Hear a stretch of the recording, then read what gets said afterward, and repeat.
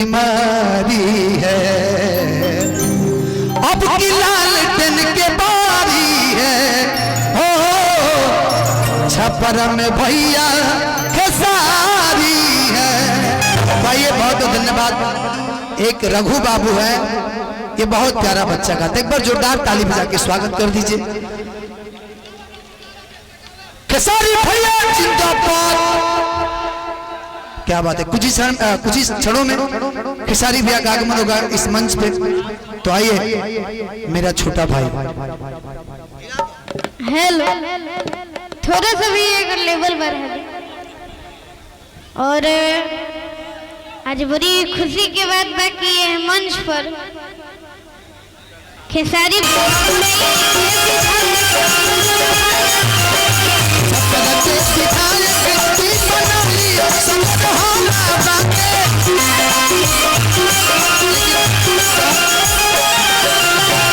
लालटेन पपटन की दवाई सगर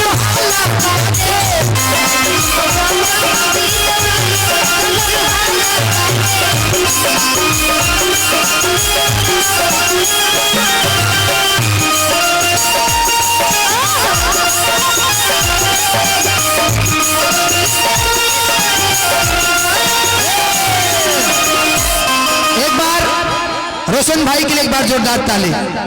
और हमनी के मगही के बहुत बड़ा स्टार रोशन रोई भैया जी के आगमन।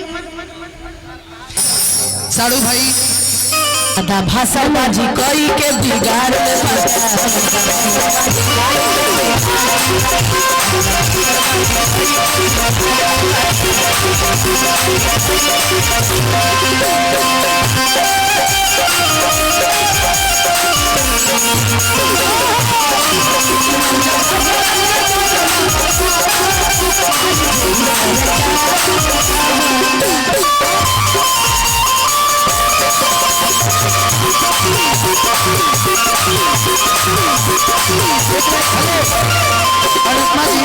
एक लाइन ये गा दीजिए ना, एक लाइन ये गा दीजिए। चल रहे भैया, चल रहे हैं।